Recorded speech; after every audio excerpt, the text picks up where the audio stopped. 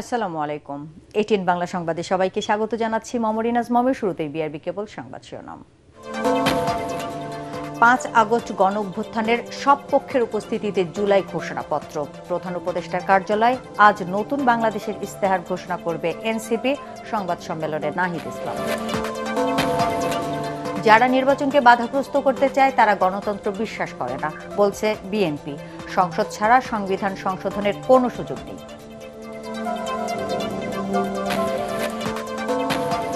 ষড়যন্ত্রকারীরা যে বাহিনীরই হোক ছাড় নয়, হুঁশিয়ারি স্বরাষ্ট্র উপদেষ্টার। ৫ আগস্টকে ঘিরে কোনো নিরাপত্তা ঝুঁকি নেই ডিএমপি।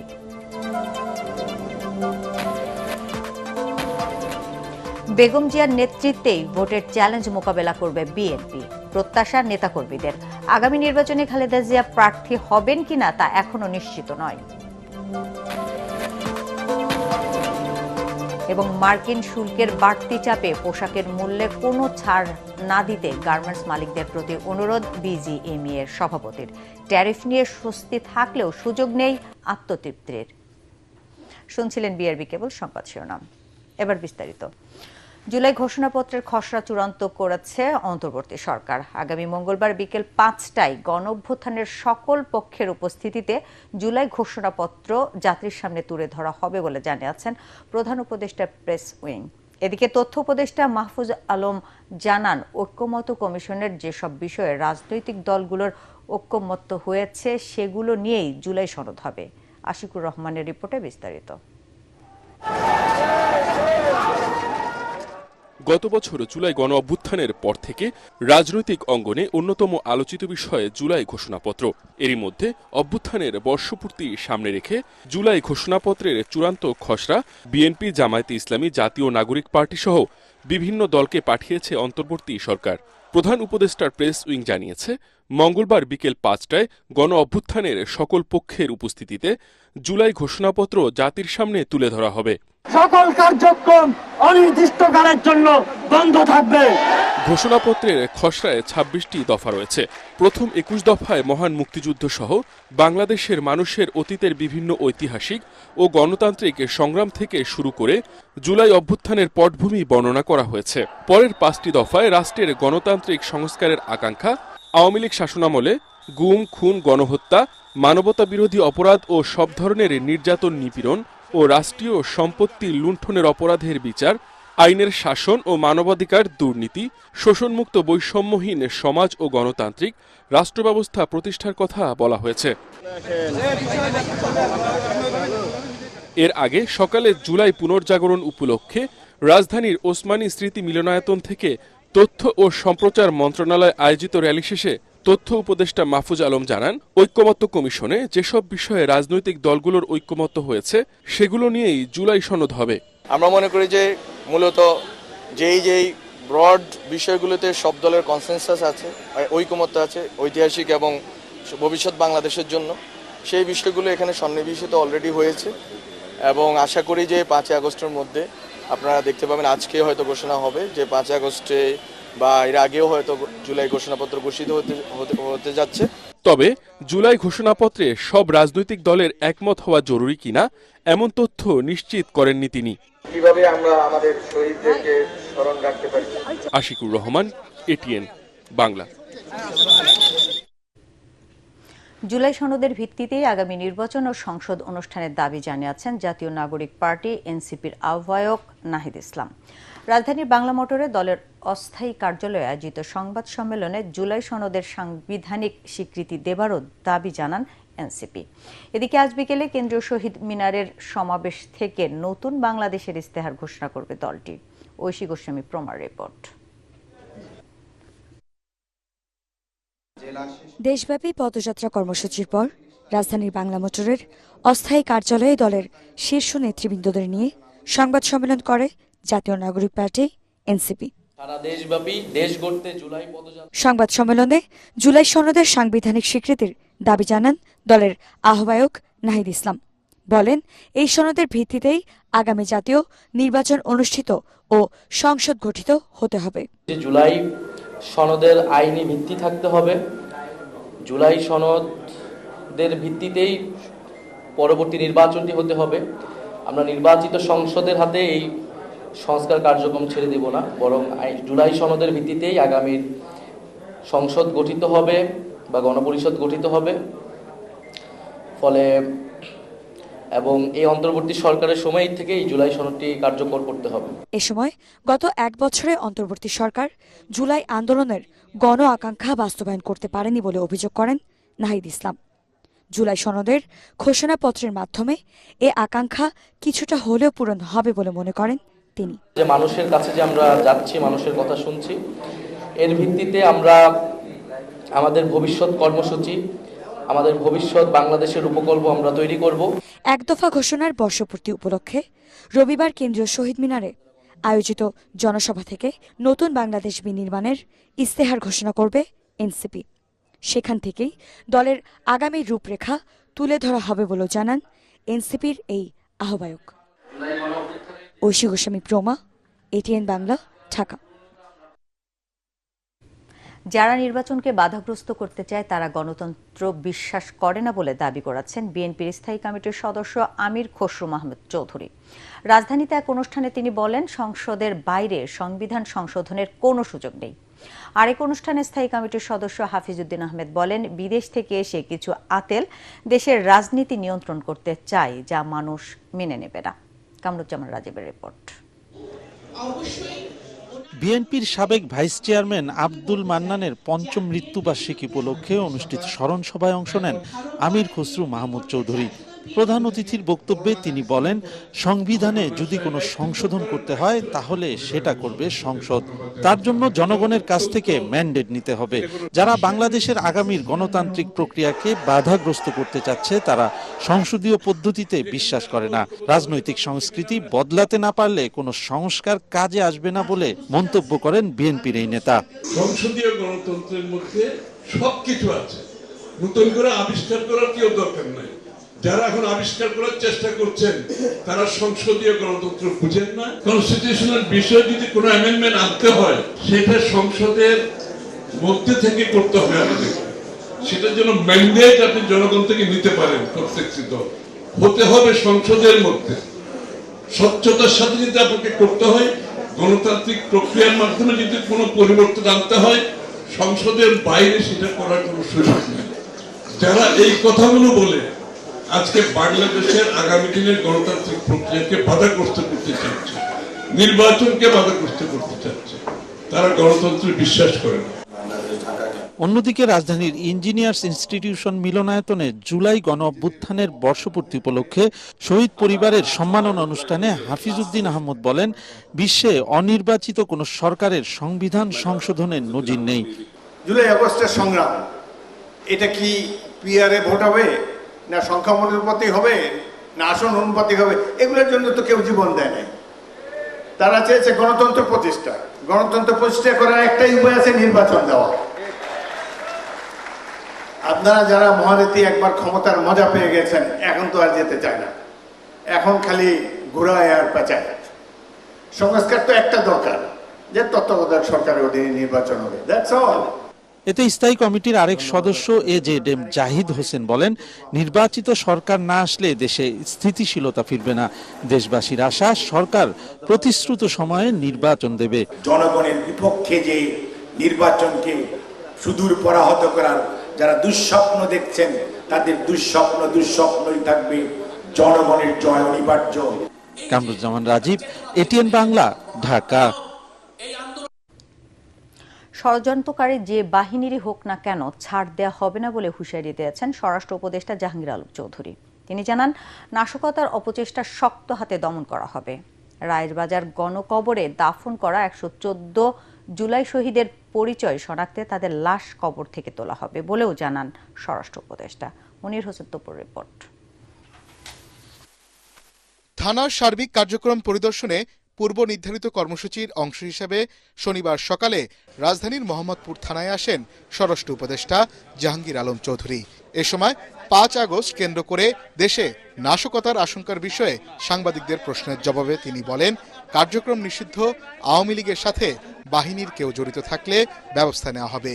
ষড়যন্ত্রকারীদের পরিকল্পনার বিষয়ে তদন্ত শেষেই জানা যাবে বলে জানান তিনি। যে বাহিনী যে জড়িত থাকবে কাউকেই ছাড় দেওয়া হবে না, সবারই আইনের আওতায় নিয়ে আসা হবে। আর যেহেতু আপনারা বললেন যে তাদের কার্যক্রম নিষিদ্ধ করা হয়েছে, এবং তারাও যদি কোনো রকমের অপকর্ম করতে চায় কোনো রকমের ছাড় পাবে না। পরে রায়ের বাজারে জুলাই শহীদদের গণকবরে গিয়ে তাদের জন্য দোয়া করেন স্বরাষ্ট্র উপদেষ্টা। এ সময় আশপাশের উন্নয়ন কাজে নিম্নমানের নির্মাণ সামগ্রী ব্যবহার করায় ঠিকাদারকে জেরা করেন তিনি। পরিবারের অনুমতি নিয়ে গণকবরে দাফন করা 114 শহীদের ডিএনএ সংগ্রহ করা হবে বলেও জানান উপদেষ্টা।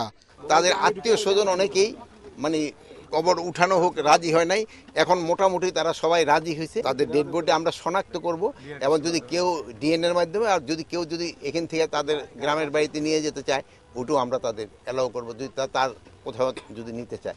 গণকবর সৃষ্টির নেপথ্যে থাকা সবাইকে আইনের আওতায় আনার হুঁশিয়ারিও দেন অবসরপ্রাপ্ত এই সেনা কর্মকর্তা। মনির হোসেন তপু, এটিএন বাংলা, ঢাকা। আগামী 5 আগস্টকে কেন্দ্র করে ঢাকায় কোনো নিরাপত্তা ঝুঁকি নেই বলে জানিয়েছেন মহানগর পুলিশ ডিএমপি। রাজধানীর মিন্টু রোডে ডিএমপি মিডিয়া সেন্টারে ব্রিফিংয়ে সংস্থার মুখপাত্র মোহাম্মদ তালিবুর রহমান জানান, আওয়ামী লীগের নেতাকর্মীরা একত্রিত হওয়ার চেষ্টা করলে তাদের আইনের আওতায় আনা হচ্ছে। ইমদাদুল্লাহ বাবুর রিপোর্ট। আগামী মঙ্গলবার উদযাপন করা হবে শেখ হাসিনা সরকারের পতন দিবস। স্বৈরাচারের বিরুদ্ধে ছাত্র জনতার গণ অভ্যুত্থানের 1 বছর পূর্তির এই দিনে সারা দেশে নানা কর্মসূচি পালন করবে রাজনৈতিক দলসহ সর্বস্তরের মানুষ। তবে দিনটিকে কেন্দ্র করে সামাজিক যোগাযোগ মাধ্যমে নিষিদ্ধ ছাত্রলীগ ও আওয়ামী লীগের নেতাকর্মীরা ছড়াচ্ছেন নানা উত্তেজনা। ডিএমপির মিডিয়া সেন্টারে সংবাদ সম্মেলনে ঢাকা মহানগর পুলিশ বলছে, 5 আগস্টকে ঘিরে আইন শৃঙ্খলা পরিস্থিতি অবনতির কোনো শঙ্কা নেই। ক্যাবি কনভেনশন হলের যে ঘটনা, সেটার বিষয়ে ভাটারা থানায় একটা মামলা রুজু করা হয়েছে, এবং এই মামলায় পর্যন্ত 22 জনকে গ্রেফতার করা হয়েছে। এখানে কার কি সংশ্লিষ্টতা ছিল সেটা যাচাই বাছাই করা হচ্ছে। আমরা বিষয়টা খুব গুরুত্ব দিয়ে তদন্ত করছি। কোনো নিরাপত্তা শঙ্কা নেই। রাজধানী জুড়ে পুলিশের অভিযান চলছে বলেও জানিয়েছে ডিএমপি। আমরা যেটা কাজ করছি, যে আবাসিক হোটেল বা কোনো মেস বা যে কোনো অনেক যারা প্রকৃত সরকারের সময় অনেক নেতা কর্মী বা যারা আছে, যে তাদের হয়তো অনেক ফ্ল্যাট আছে, যারা এক একজনের নামে 5টা 7টা 8টা করে, যেটা তাদেরকে হয়তো বা এখানে রাখার ব্যবস্থা করা হয়। কিছু বস্তি এলাকা আছে বা যেগুলো যেখানে হয়তো বা যে ধরনের তৎপরতা চলতে পারে, যেটা নাশকতা, এই ধরনের প্রত্যেকটা জায়গায় চিরুনি অভিযান চলতেছে। মানে এটা কিন্তু পুরো আগস্ট মাসের মধ্যে চলবে। নাশকতা কিংবা আইন শৃঙ্খলা পরিস্থিতির অবনতি হতে পারে এমন কোনো তথ্য নগরবাসীর কাছে থাকলে তা পুলিশকে জানাতে অনুরোধ করেছে ডিএমপি। পুলিশের সহায়তা দিতে পারে। ইমদাদুল্লাহ বাবু, এটিএন বাংলা, ঢাকা। ত্রয়োদশ জাতীয় সংসদ নির্বাচনে বিএনপি চেয়ারপারসন বেগম খালেদা জিয়ার অংশ নেওয়া এখনও অনিশ্চিত। আইনি কোনো বাধা না থাকলেও মূলত অসুস্থতার কারণেই বেগম জিয়া প্রার্থী নাও হতে পারেন। ব্যক্তিগত চিকিৎসক ও দলের নীতি নির্ধারকদের সাথে কথা বলে জানা গেছে, নির্বাচনে প্রার্থী হওয়ার বিষয়ে এখনও কোনো সিদ্ধান্ত নেননি খালেদা জিয়া। তবে দলের নেতাকর্মীদের প্রত্যাশা, বেগম জিয়ার নেতৃত্বেই জাতীয় নির্বাচনের চ্যালেঞ্জ মোকাবেলা করে দেশ পরিচালনার দায়িত্ব পাবে বিএনপি। মইনুল হাসানের বিশেষ রিপোর্ট। আনুষ্ঠানিকভাবে রাজনীতিতে আসার পর কোনো নির্বাচনে পরাজিত হননি তিনি। 1991 থেকে 2008 প্রতিটি জাতীয় নির্বাচনে একাধিক আসনে প্রতিদ্বন্দ্বিতা করেছেন BNP chairperson Begum Khaleda Zia. Digital মানে আপনাদেরকে অভুক্ত রাখা। তার আকাশচুম্বী জনপ্রিয়তার কাছে প্রতিদ্বন্দ্বী প্রার্থীকে বেশিরভাগ ক্ষেত্রেই বরণ করতে হয়েছে শোচনীয় পরাজয়। বিএনপির অভিযোগ, রাজনৈতিক প্রতিহিংসার কারণে দুর্নীতির মামলায় সাজা দিয়ে বেগম জিয়াকে রাজনীতি ও নির্বাচন থেকে দূরে সরিয়ে দেয় আওয়ামী লীগ। গণ অভ্যুত্থানে শেখ হাসিনার পতনের পর তার বিরুদ্ধে থাকা সব মামলায় খালাস পান বেগম জিয়া। তাই বিএনপি নেতাকর্মীদের প্রত্যাশা, ত্রয়োদশ জাতীয় নির্বাচনে প্রার্থী হবেন দলীয় প্রধান।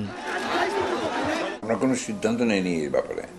এটা সিদ্ধান্ত নিলে ম্যাডামের তো ইলেকশন ক্যাম্পেইন করতে হবে না, ম্যাডাম দাঁড়াতে চাইলেই দাঁড়িয়ে যাবেন। তো আমরা সেই ব্যাপারটা এখনো পার্টিতে আলোচনা হয়নি এবং ম্যাডামের কনসেন্ট আমরা পাইনি। এগুলোর আলোচনার মধ্যে আছে। জাতীয় নেতায় পরিণত হয়ে গেছে। গণতন্ত্রের ব্যাপারে তিনি অভিভাবক। বিএনপি তাকে শুধু বিএনপির সম্পদ মনে করে না। বিএনপি মনে করে যে তিনি বাংলাদেশের সম্পদ, গণতন্ত্রের সম্পদ। লন্ডনে 4 মাসের চিকিৎসা শেষে অনেকটাই সুস্থ হয়ে ওঠেন সাবেক এই প্রধানমন্ত্রী। তবে সম্প্রতি তার শারীরিক জটিলতা দেখা দিলে গভীর রাতে আবারও হাসপাতালে যেতে হয় বেগম জিয়াকে। ফলো আপ চিকিৎসার জন্য বিএনপি প্রধান আবারও লন্ডন যাচ্ছেন বলেও খবর গণমাধ্যমে।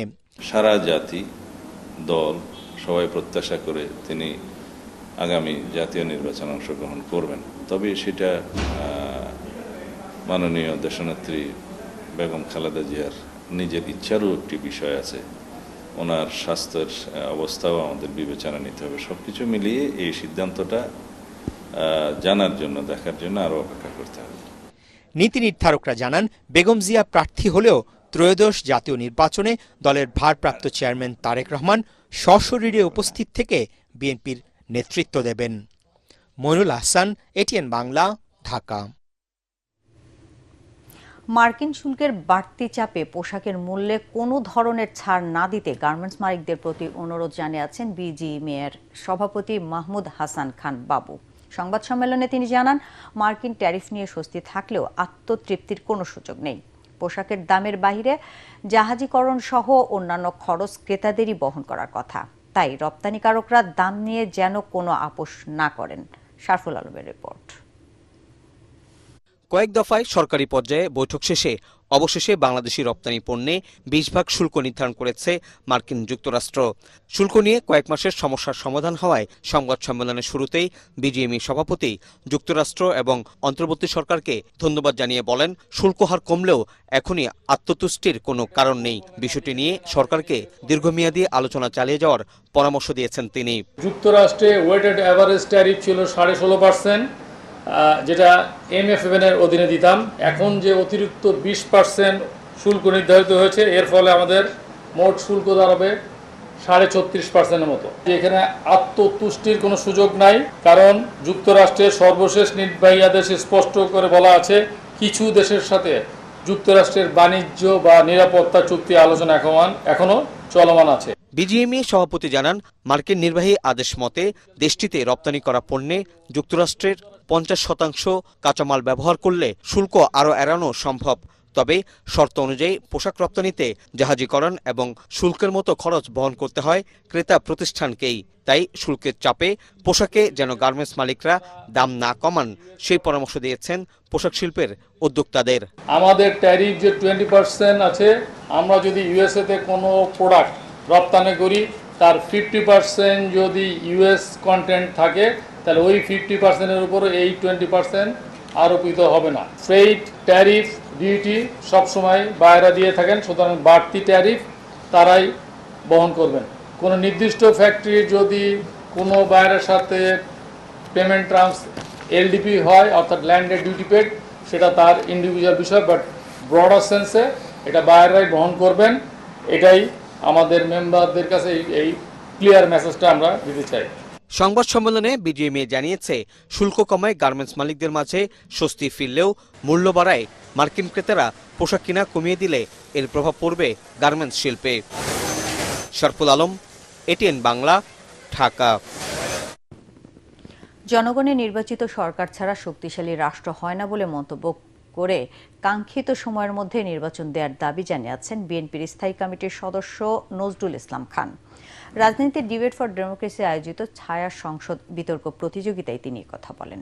এ সময় প্রতিষ্ঠানটির চেয়ারম্যান হাসান আহমেদ চৌধুরী কিরণ বলেন, জাতীয় নির্বাচন যতই দেরিতে হবে, ফ্যাসিবাদী শক্তি ততই মাথাচাড়া দেবে। রিপোর্ট মিজান শাহজাহানের। ফ্যাসিবাদ বিরোধী ঐক্যই জুলাই চেতনা সমুন্নত রাখতে পারবে, এ নিয়ে বিতর্কে অংশ নেন ইডেন মহিলা কলেজ ও তেজগাঁও কলেজের বিতার্কিকরা। বাংলাদেশের পরিস্থিতি যদি অস্থিতিশীল হয়, তাহলে জুলাই চেতনা সমুন্নত থাকবে তো? আপনি আমি ভালো থাকতে পারবো তো? শুধু ঐক্য দিয়ে তাদেরকে রুখতে যান, তাহলে মাননীয় স্পিকার, আমাদের সারা বছর শুধু এই আন্দোলনই করে যেতে হবে। বিতর্কের মূল্যায়ন পর্বে বিএনপির স্থায়ী কমিটির সদস্য নজরুল ইসলাম খান বলেন, কোনো পক্ষ থেকে জাতীয় সরকার গঠনের প্রস্তাব দেওয়া হয়েছিল এমন কথা তার জানা নেই। জাতীয় সরকার হলে সংসদে বিরোধী দলের কাছে জবাবদিহিতার সুযোগ থাকে না মন্তব্য করে তিনি বলেন, কোনো কারণে জুলাই ঐক্য বিনষ্ট হলে ছাত্র জনতার রক্ত বৃথা যাবে। বিরোধিতার নামে যদি আমরা এমন সিচুয়েশন করি যেখানে ফ্যাসিবাদ আবার পুনরুত্থানের সুযোগ পায়, সেটা ভুল হবে। আমরা স্বাধীনতা সার্বভৌমত্বের বিরুদ্ধে যে কোনো চক্রান্ত, যে কোনো প্রয়াস হোক, আমরা কি তার বিরুদ্ধে জাতীয় ঐক্য চাই না? একইভাবে আমরা বাংলাদেশে ফ্যাসিবাদের পুনরুত্থানের বিরুদ্ধেও কি জাতীয় ঐক্য চাই না আমরা? ছায়া সংসদের স্পিকার হাসান আহমেদ চৌধুরী কিরণ বলেন, বহুমত গণতন্ত্রের সৌন্দর্য, কিন্তু ফ্যাসিজম প্রশ্নে কোনো আপোষ চলবে না। জুলাই আমাদেরকে পুনরায় শিখিয়েছে, আমরা যেভাবে স্বাধীনতা অর্জন করেছি, কোনো ফ্যাসিস্ট যদি বাংলাদেশে ফিরে আসে, কোনো ফ্যাসিস্ট যদি বাংলাদেশে অবস্থান করে, সেই ফ্যাসিস্টকে আমরা কিভাবে মোকাবেলা করতে পারি। সুতরাং জুলাইয়ের ঐক্যকে কোনোভাবে আমরা বিনষ্ট করতে দিতে পারি না। জুলাইয়ের ঐক্যকে আমরা বিনষ্ট করতে দেব না। তার আশঙ্কা, নির্বাচন আয়োজনে দেরি করলে দেশে অরাজকতা বাড়তে পারে। প্রধান উপদেষ্টার ঘোষিত সময়েই ভোট চান নজরুল ইসলাম খান।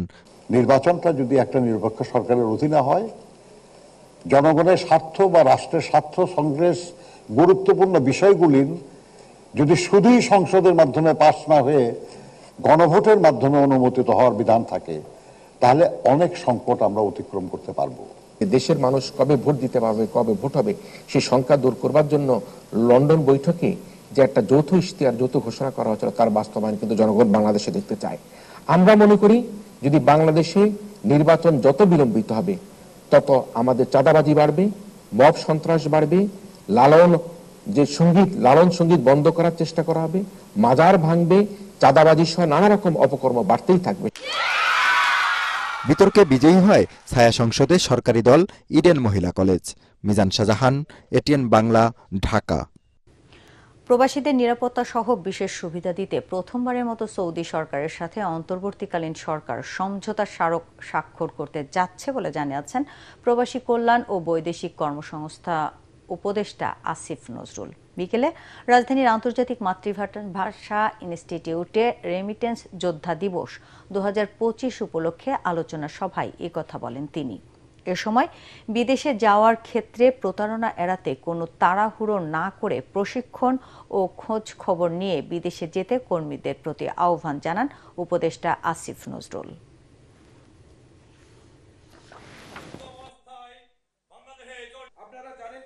সৌদি আরবের সাথে আমাদের বাংলাদেশের ইতিহাসে প্রথমবারের মতো এগ্রিমেন্ট হচ্ছে, প্রবাসী শ্রমিকদেরকে নিয়ে এমপ্লয়মেন্ট নিয়ে এগ্রিমেন্ট হচ্ছে। এই এগ্রিমেন্টের চেষ্টা বিগত সরকারের আমলে অনেকবার করা হয়েছে, হয় নাই। ভারত বা পাকিস্তানের সাথেও এগ্রিমেন্ট নাই, বাংলাদেশের সাথে এগ্রিমেন্টটা হতে যাচ্ছে। হলে আমাদের সৌদি আরবে যারা শ্রমিক ভাই বোনরা আছেন, তাদের নিরাপত্তা এবং সুরক্ষা আরো বৃদ্ধি পাবে আমরা বিশ্বাস করি। এবার আন্তর্জাতিক সংবাদ।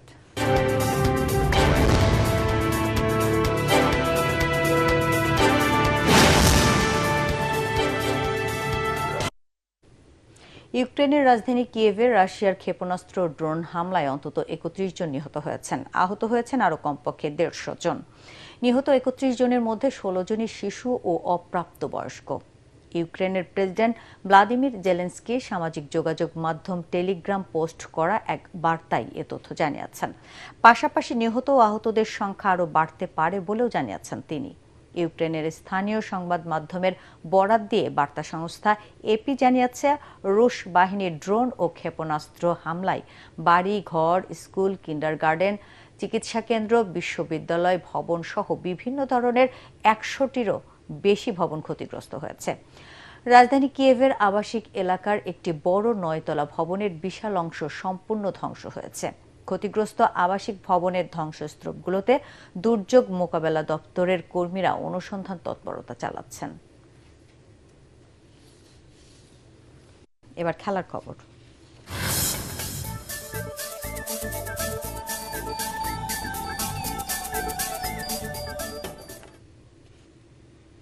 দেশের ক্রিকেট তখনই ভালো হবে যখন সব লেভেলের ক্রিকেটাররা ভালো ক্রিকেট খেলবেন।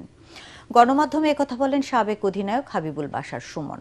এ সময় তিনি জানান, ছোটবেলাতেই যাতে ক্রিকেটাররা সঠিক শিখতে পারেন সেজন্য গ্রাসরুট লেভেলের কোচদের প্রশিক্ষিত করে তোলার চেষ্টা করছে বাংলাদেশ ক্রিকেট বোর্ড, বিসিবি। পরাগারমানের রিপোর্ট।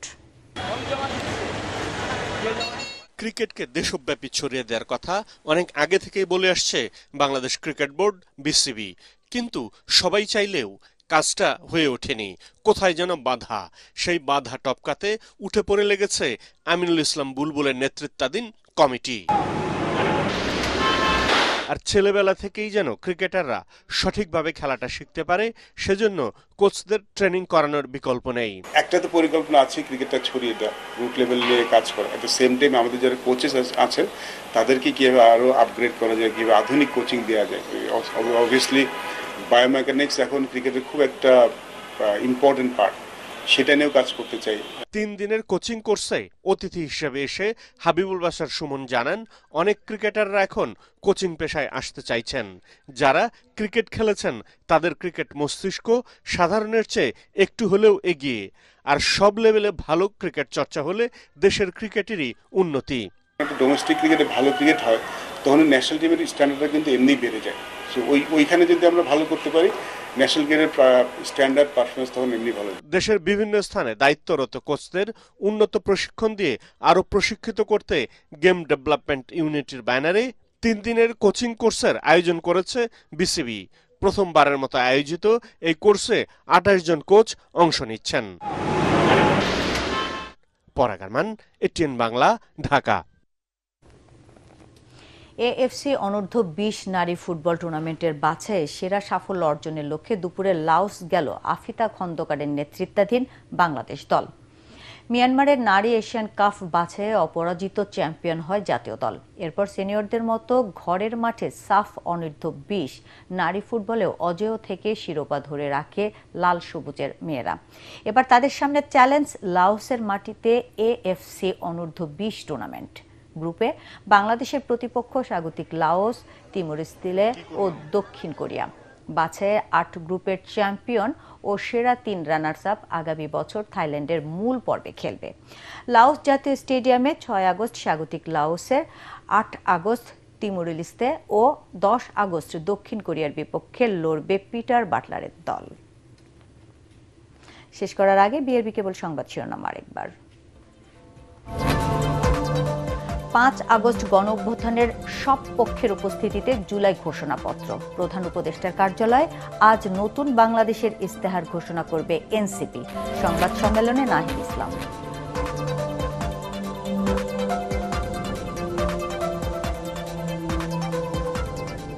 যারা নির্বাচনকে বাধাগ্রস্ত চায় তারা গণতন্ত্র বিশ্বাস করে না, বলছে বিএনপি। সংসদ ছাড়া সংবিধান সংশোধনের কোনো সুযোগ নেই।